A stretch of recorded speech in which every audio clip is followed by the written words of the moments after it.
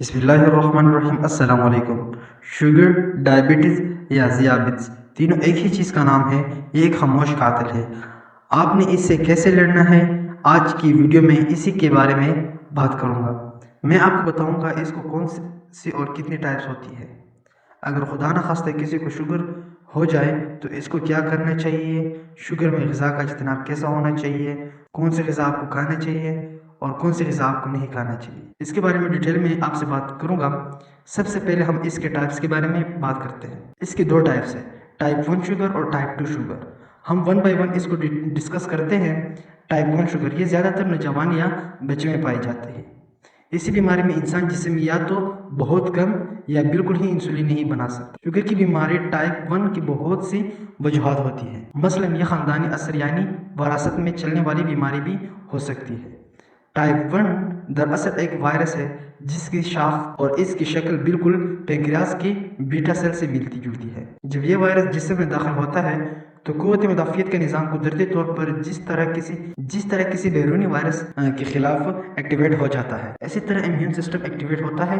وہ اپنی دفاع میں جسم اور اس وائرس سے بچانے کے لیے فوری طور پر اپنے اینٹی باڈیز بنانا شروع کر دیتا ہے اور وہ پینکریاس کے بیٹا سیل کو ختم کر دیتا ہے، کیونکہ اس کی شکل بالکل وائرس کی سیل سے ملتی جلتی ہے، جس کا خطرناک عمل ٹائپ 1 شوگر کی بیماری کی صورت میں ہم کو ملتا ہے۔ اس بیماری کو مریض کو زندگی بھر انسولین یا انجیکشن لینے پڑتی ہے۔ یہ تو ہے ٹائپ 1۔ اب ہم جانتے ہیں ٹائپ 2 شوگر۔ یہ مرض عام طور پر نوجوان اور بوڑھے میں دکھایا گیا ہے۔ اس بیماری کے آغاز کی وجوہات میں خاندانی وراثت، موٹاپے کی بیماری اور جسمانی ورزش یا خودکان شامل ہے۔ اس بیماری میں جسم انسولین ہارمونز تو بناتا ہے لیکن انسولین جسم میں ٹھیک انداز سے کام نہیں کرتی، جس کی وجہ سے خون میں انسولین کی مقدار کم ہونے لگتی ہے اور گلوکوز کی مقدار بڑھنے لگتی ہے۔ شوگر کی بیماری ٹائپ 2 کا علاج عموماً فوڈ ذرابی اور اینٹی ڈائبٹیز میڈیسن سے کیا جاتا ہے۔ اب ہم جانتے ہیں کہ اگر خدا نخواستہ کسی کو شوگر ہو جائے تو وہ کیا کرے۔ ظاہر کہ انسانی جسم میں خاص اہم تبدیلیاں رہنما ہوتی ہے۔ یہ صحت مند جسم میں جگر خود بھی گلوکوز پیدا کرتا ہے اور اس گلوکوز سے توانائی ملتی ہے، لیکن شوگر کی بیماری کی وجہ سے جگر میں گلوکوز کی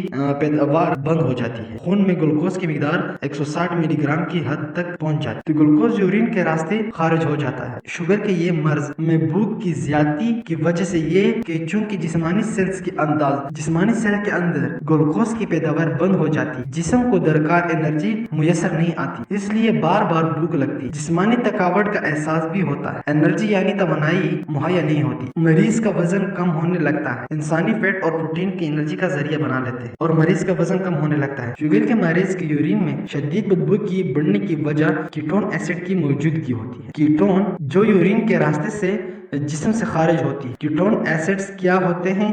جسم میں جب فیٹ ٹوٹتی ہے تو کیٹون ایسڈ پیدا ہوتی ہے اور یہ شوگر کے پیشنٹ میں بہت زیادہ مقدار میں ہوتے رہتے ہیں۔ شوگر میں غذا کا اجتناب کیسا ہونا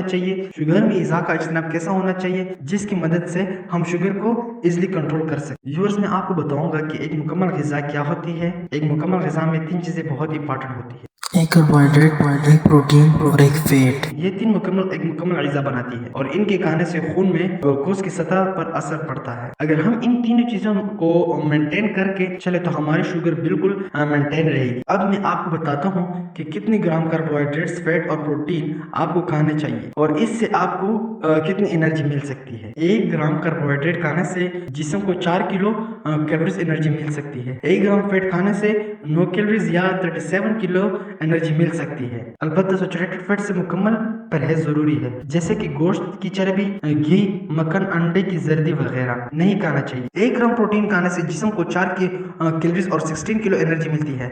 پروٹین ہم کن چیزوں سے حاصل کر سکتے ہیں تو آئیے میں بتاتا ہوں۔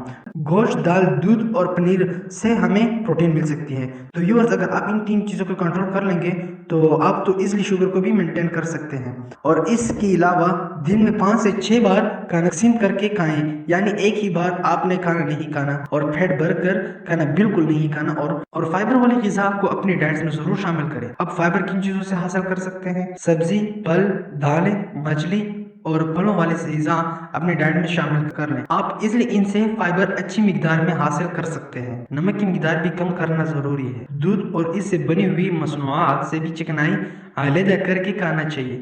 اس کے علاوہ ڈائبٹیز کے مریض کے لیے تیار شدہ خصوصی غذاؤں اور مثلاً ڈائٹ رس ملائی، मिठाइयाँ और चॉकलेट बिल्कुल ना खाएं। चलकदमी को अपना शार बना लें तो मरीज पर काबू पाना कुदरे आसान हो जाता है। तो व्यूवर्स, इन पर अमल करते हुए आप शुगर को इजली हरा सकते हैं, बशर्ते कि आप में हिम्मत और हौसला हो। व्यूवर्स, ये थी आज की हमारी वीडियो। उम्मीद करता हूँ कि आपको ये वीडियो पसंद आई होगी, आपको इससे बहुत सारी इन्फॉर्मेशन मिली होगी। इसी तरह की इन्फॉर्मेटिव वीडियो देखने के लिए हमारे यूट्यूब चैनल को सब्सक्राइब कीजिएगा और हमारे इस वीडियोस को ज़्यादा से ज़्यादा शेयर करें ताकि तमाम लोगों तक मेरी ये इन्फॉर्मेशन पहुँच सके। तो मिलते हैं अगले वीडियो में, तब तक अल्लाह हाफिज़।